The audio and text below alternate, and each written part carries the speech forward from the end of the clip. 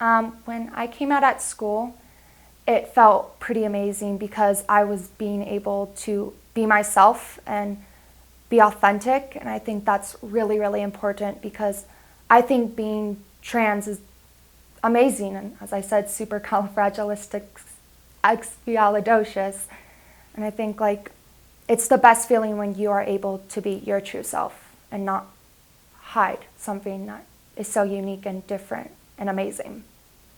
When I was much younger, I knew that something was different about me, and I didn't really know what it was or really that anything was wrong with that. My parents were very accepting of who I was. My mom even nicknamed me Butch.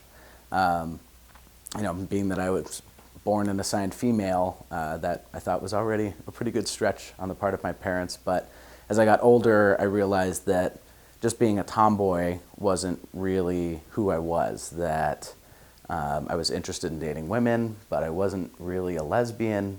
And so it took a number of years for me to really figure out that what was going on for me was that I identified not as a woman who loved women, but as a man who loved women.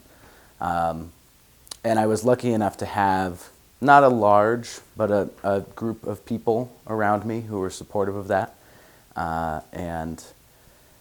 So it, like I said, it took a very long time, but it eventually just was the only option that I had available to me.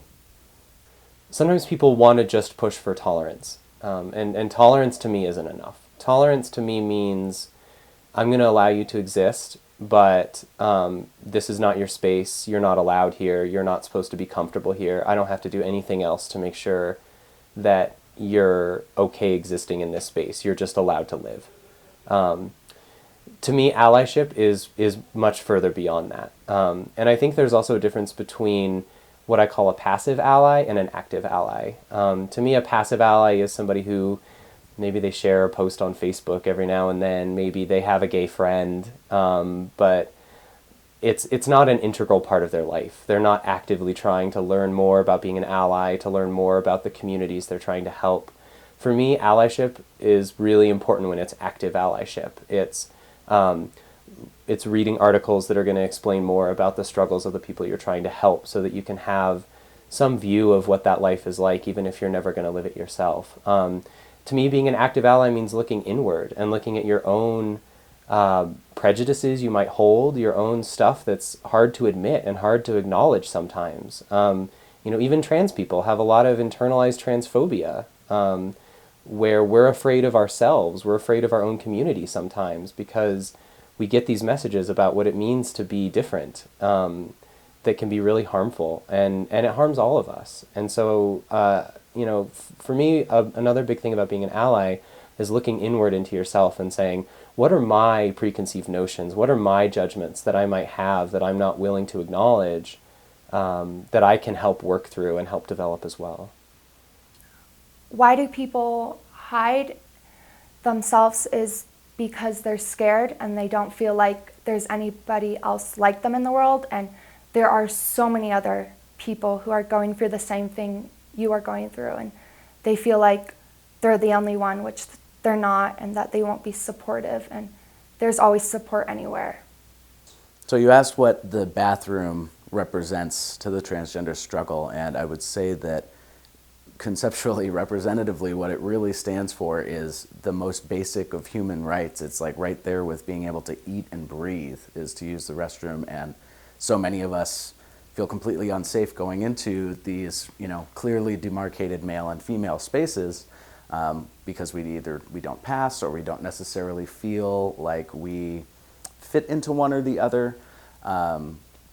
So what business owners could do is, and I love it when I come across this, is if there's a single stall bathroom, there's absolutely no reason why there has to be a gender assigned to it. If only one person can go in, then it should just say bathroom with a little male and female symbol on it. It doesn't need to say women only and be a single stall restroom. Another little thing that people can do is ensure that you're asking people about their pronouns, making sure that it's become regular to ask somebody to introduce yourself with your name and then your gender pronoun. So I would say, my name is Sara, and I prefer the pronouns of she, her, and hers. If you if you can normalize that across your group, across your school, across your office, it's going to make people that walk into that space who are trans and who do have different pronoun preferences feel like, okay, these people understand that you can't assume what someone's pronoun is. You know, even little things like when you check somebody's ID, not giving them, you know, a difficult time because they might look different than their picture. There are a lot of really little things that people can do that are going to make trans people feel a lot more comfortable. And it doesn't have to be big, broad, sweeping legislation. If there's a trans person in your clothing store, go up and ask them, can I help you? I can't tell you how many times I've walked into a store looking for clothes and all of the clerks have suddenly found that paperwork that they've been putting off for 4 hours way more interesting than me coming in. Mm-hmm. So if someone's mean or says something rude, it's because they don't understand, and if you attack them, they're going to get defensive. So you want to come from a compassionate standpoint and understand their point of view, because they don't understand or they're not educated properly. So you want to make sure that you see their point of view and just not attack them because you feel like you're right. You want to get to know that person kind of and hear what they have to say. I think sometimes people are afraid of saying the wrong thing or doing the wrong thing, and so they just avoid us.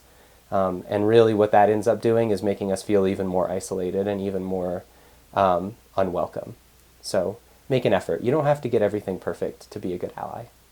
I would say that, yes, there has been a lot of progress in this area in terms of people getting the correct kind of information about our struggles, finding great allies, people being out in public and out in celebrities being out. I think that there is still a very long way to go, indicated by my going out with some of my trans female friends and them still being terrified to use a public restroom and having to take a buddy. So, you know, while there has been progress, and I'm very optimistic that there will continue to be more progress, I think it's important not to rest on our laurels or even to really accept this rate of progress. I think that we could always go faster and get more done. My advice, if you're just starting your transition or just beginning, is to make sure your confidence is like to be confident and to make sure that you know you're amazing, and to know that if someone's going to judge you, they don't know the real you, and that it doesn't matter if like you look like a girl or you look like a guy. It's just the way you feel and you're happy with yourself as a person.